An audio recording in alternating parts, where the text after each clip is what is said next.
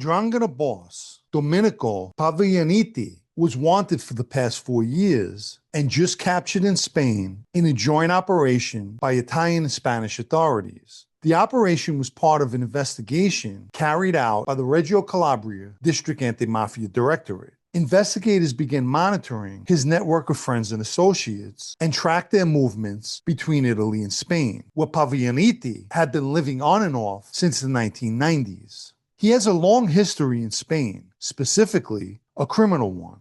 Paviglianiti was arrested in Spain in 1996 during a major drug operation that also led to the arrest of 16 members of his organization, a clan bearing his name.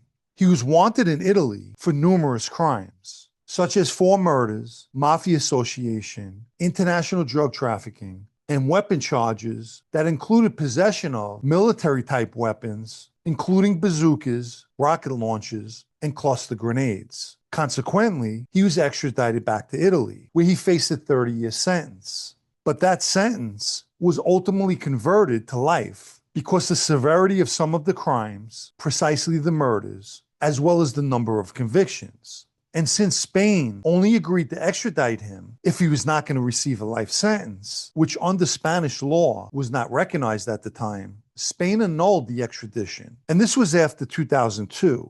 The sentence was again converted back to 30 years in August of 2019. Paviglianiti's attorneys argued that, with credit for time served and good conduct and other sentencing credits, he should be released, and based solely on those calculations, he was released. However, after further review, Italy found that one of his convictions was actually committed after Spain approved the extradition, and therefore the calculations were incorrect. According to Italy's recalculation, Paviglianiti still owed 11 years and 8 months on his sentence. But at the time, he was already living back in Spain. So Italy issued a European arrest warrant and rearrested him in Madrid on August 3, 2021.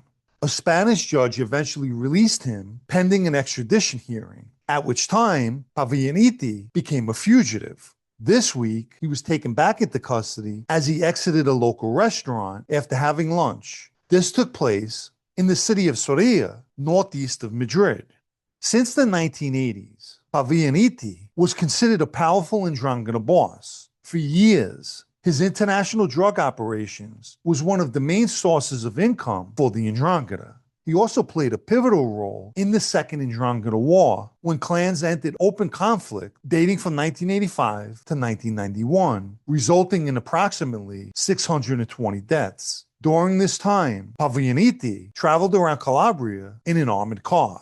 In 1990, he was implicated in the murder of Roberto Cotolo, son of Camorra boss Raffaele Cotolo. The younger Cotolo was killed on December 19, 1990, by a hit team outside of a bar in the Lombardy region. It was never proven that Paviglianiti was a shooter, but the murder was part of a broader mafia alliance between the Camorra, Sicilian Cosa Nostra, the Sacra Corona Unita, and the Ndrangheta. The younger Cotolo's destiny was decided by all mentioned, and Paviglianiti participated or facilitated that decision-making chain around the hit. The ultimate decision to target Raffaele Cotolo's son was part of a strategic settlement phase and functioned as a closing act message in the broader conflict involving Cotolo's organization, which at the time had already been weakened. Essentially, his protection network collapsed. In the bigger picture, the murder involved the shifting of power, mainly the Mafia allegiance or consortium, and had more to do with a joint venture in drug trafficking. Following the murder of his son, Cotolo, who was incarcerated, naturally was said to be deeply shaken and emotionally crushed. According to the testimony of prison guards, he showed signs of visible collapse and despair. Roberto was his only son and heir to his organization. The murder of his son represented a final personal and symbolic defeat. Domenico Paviglianiti's story is not about another fugitive getting captured, but rather someone who became deeply embedded in the evolution of the Ndrangheta itself. His name appears across decades of violence, drug trafficking, and mafia coordination in Italy and Sicily. What makes his trajectory stand out is his legal battles, extraditions, sentence recalculations, and mistaken releases. A life sentence that turned into a revolving door between prison and freedom. From his arrest in 1996 to his release in 2019, arrest again in 2021, and his final capture this week. If you haven't liked this video yet, please take the time now and give it a like, as it helps with YouTube's algorithm. Anyone who'd like to show their appreciation for videos like this, or more importantly, help me to continue making them, you can donate with the super thanks icon down below, or through the PayPal Cash App links in the video's description. Let me quickly mention my blog, also called Sitdownnews, especially for those of you who still enjoy reading. The site can be found at sitdownnews.com and is a paid subscription.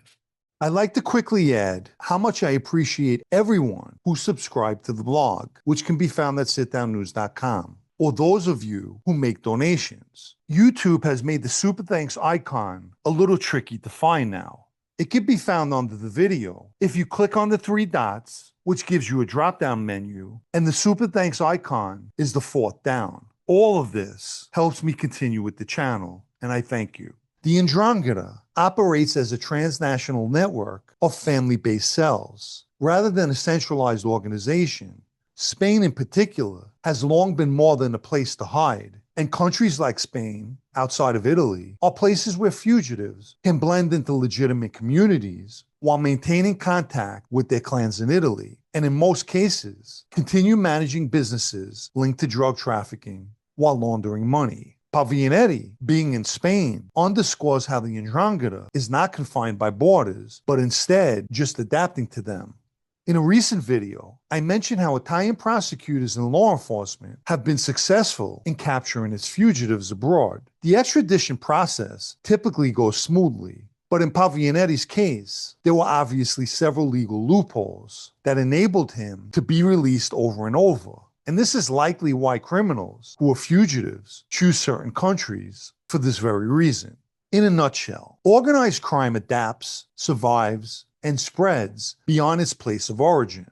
And that's where the broader reality comes into focus. The Ndrangheta, specifically, remains embedded, adapted, and connected, and is able to function in places far from Calabria while still answering back to it. The Mafia in general is not defined by borders, and neither is the fight against them.